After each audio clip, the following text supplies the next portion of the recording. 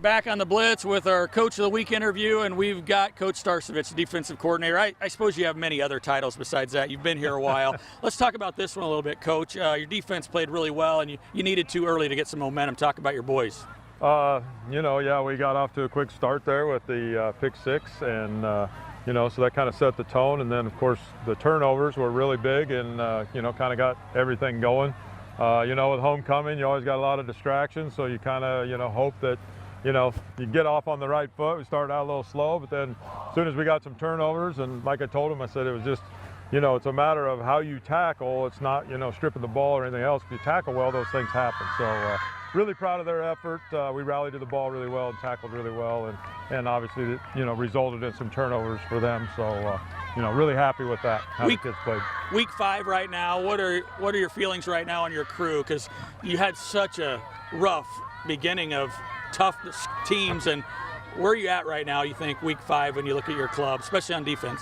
I think we're pretty good. We were kind of disappointed last week because, we felt physically that, we played with Ankeny and we matched up pretty well, but we made some run fit mistakes and a couple coverage mistakes, which is uncharacteristic for us. We've done a really good job all year of not giving up the big play. When that happened on Friday, that kind of really disappointed us. And so, the theme of this week was it's about us, and let's get back to executing well. The kids, they've always played hard.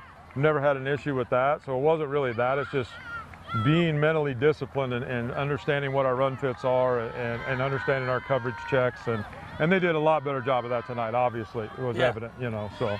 Before we get hit here, though, I mean, this has been a family deal for you. You've put a lot of time and energy into this, but you had your boys here, and now none of them are playing, but now you got one standing beside you the whole time. Does he do anything, or does he help out? Does he know what's going on? Yeah.